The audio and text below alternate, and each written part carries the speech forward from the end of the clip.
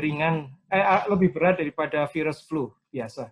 Kok dia tidak bisa jadi airborne, jadi droplet. Kelihatannya partikelnya yang berbeda. Partikelnya memang begitu. Lebih berat mungkin ya. Ya, lebih berat ya.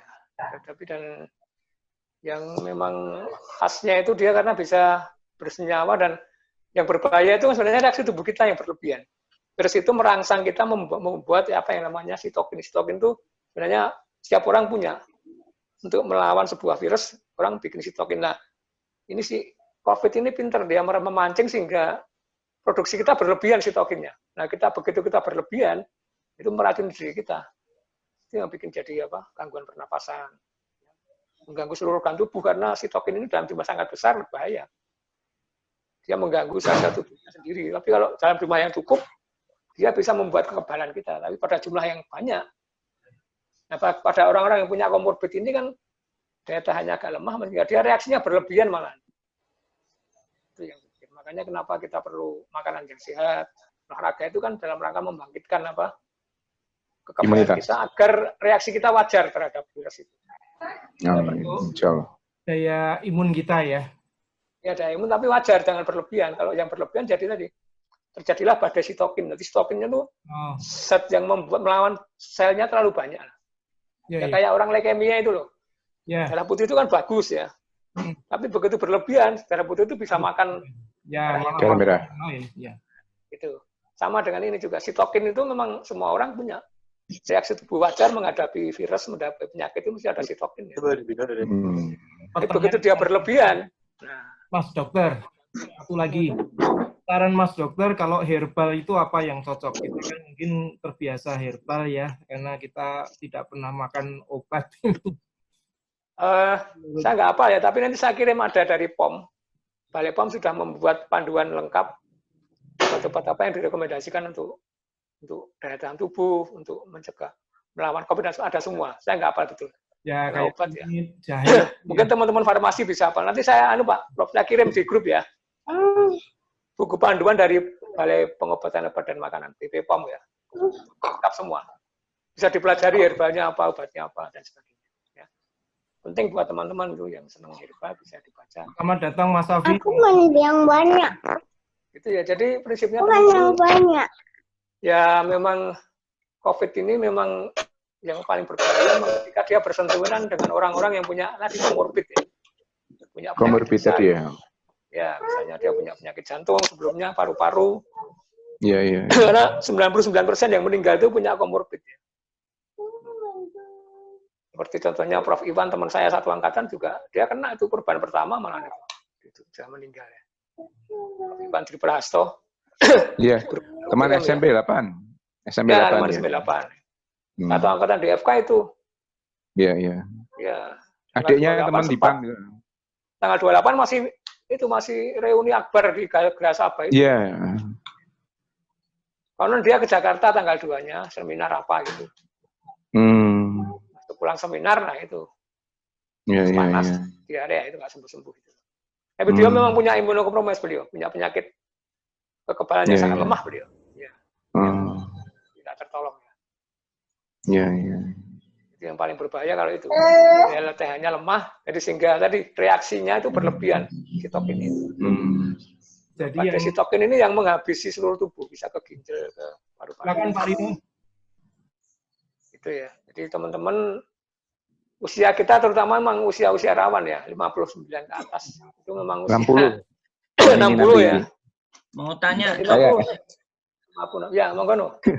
Ya, aku takon nggo dokter aku jane nunggoni Profesor Jaya ning Rokono ya wis rapopo. Iki ngene, aku kan sejak lahir punya alergi. Jumlah alergi saya 44. Kata dokter Jogja, itu saya pengidap alergi terbanyak di dunia.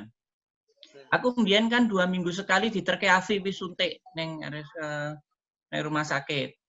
Terus pada waktu saya tinggal di Australia, kembali didiagnosa dan saya masih tetap memiliki 44 alergi. Terus ditambah lagi bahwa saya kan ada saraf kejepit di 3 titik di sini di sebelah kanan, makanya sering noleh nggak sadar, dan juga di pinggang ada 2 saraf kejepit. Nah, dulu waktu awal-awal aku makan 1 telur, itu pasti bisulnya 3 minimal.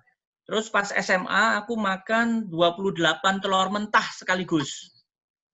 Nah, akibatnya badanku kan bengkak, yo ora iso sekolah karena bisulen udunen sak awak.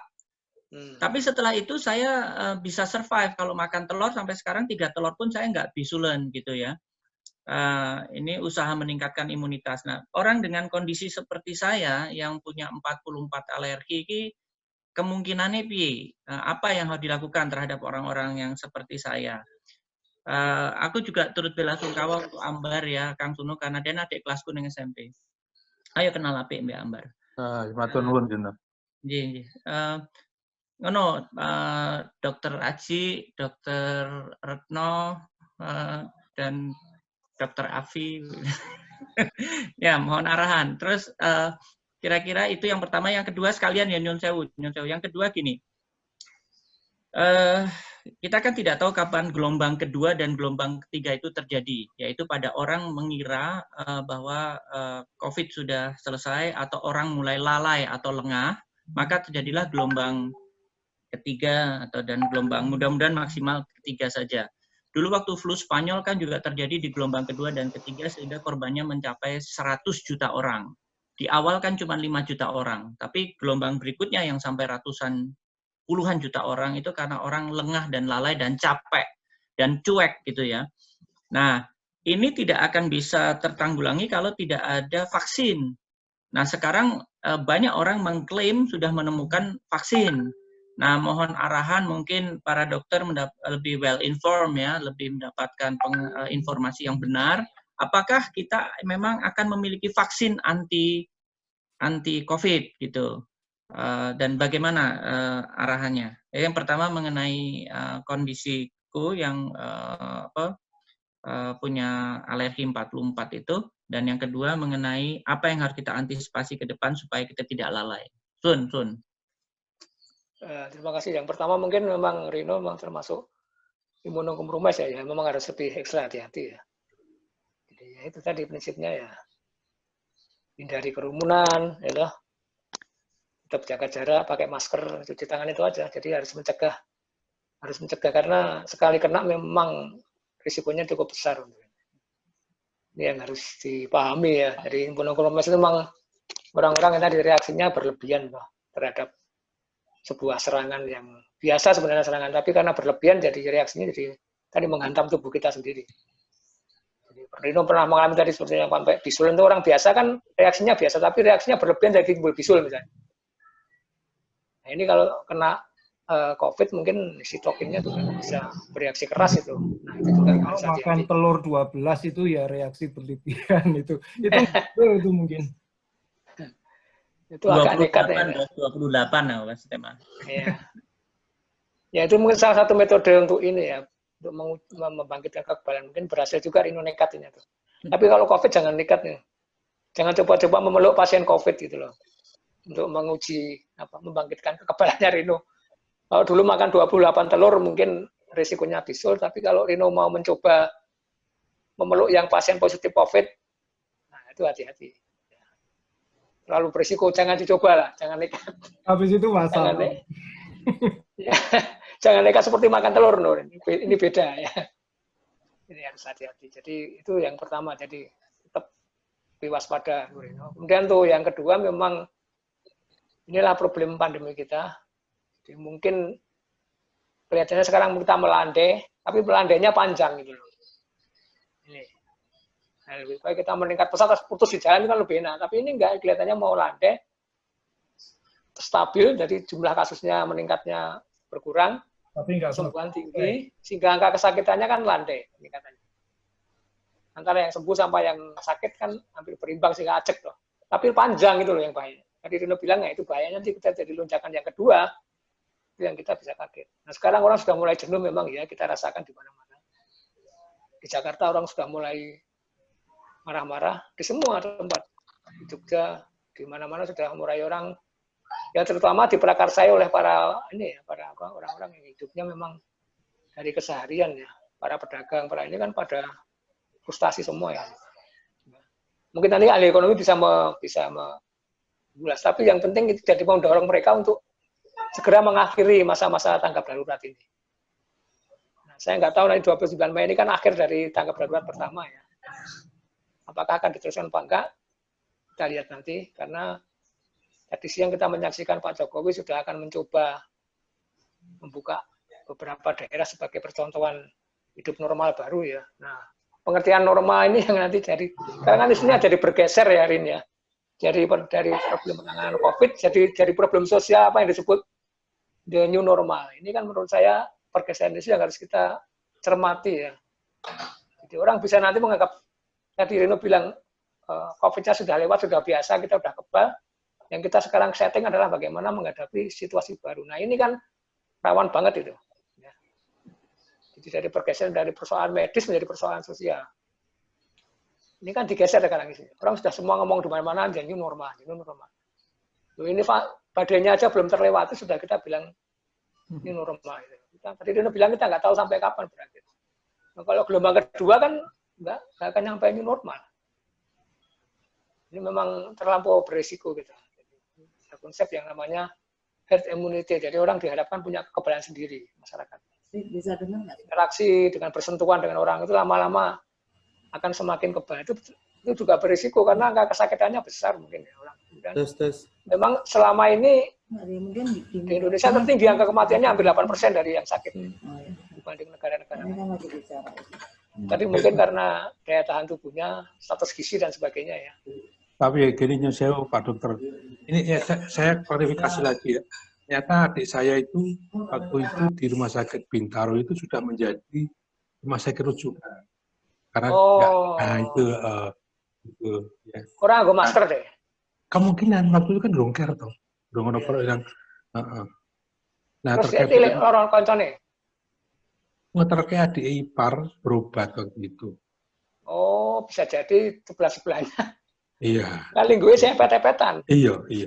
Iya kan belum pakai cara itu. Nah terkait kondisi sekarang ini yang mungkin Rino juga lebih paham lah ya, yang terlalu cepat melepaskan anunya apa PSBB apa istilah ini memang berat kita ini karena ya terus terang orang duit ya wong ki nek kudu ekonomi ini apa itu kudu sehat benso sehat ekonomi ini berputar. Nah, ini kondisi memang berat ya lingkaran setan ya. Nah ya itu sekedaran.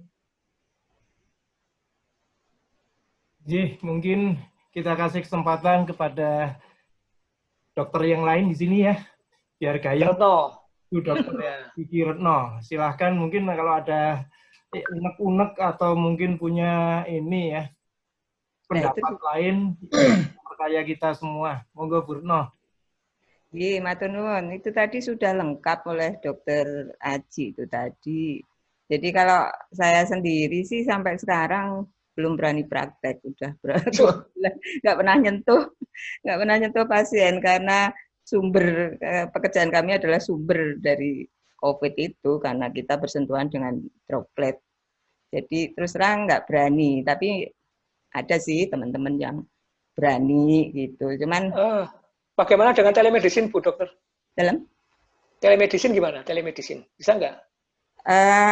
Telemedicine. Pasiennya suruh buka giginya pakai video call gitu. Terus, harap nambal gimana? Oh iya, nggak mungkin ya. Kalau ngobatin mungkin nggak apa-apa, ya mungkin untuk resep itu nggak apa-apa. Tapi kan biasanya kalau sakit itu kan sumbernya kan karena gigi sudah berlubang kan harus di terapi, gitu, dirawat itu. Nek telemedicine aku meraktekke karo Anang karo sapa sekarang ya kembali ke Dokter Retno. Untuk pengobatan aja tak potret mripatku, tak potret kulitku yang bermasalah, andal obat gitu Mas ya. Iya. Ya, tapi ya telemedicine berbahaya kan kalau orang akurat juga obatnya salah. Kendalanya dokter tetap harus basic diagnostik itu penting ya. Jadi kita tapi belum ngucapin ulang tahun ke yang ulang tahun loh. Oh iya. Iya. Almas kok ngucapin ulang tahun. Selamat ulang tahun. Kita nyanyikan bersama nanti. Nanti nyanyi. Sama untuk Mami Alma.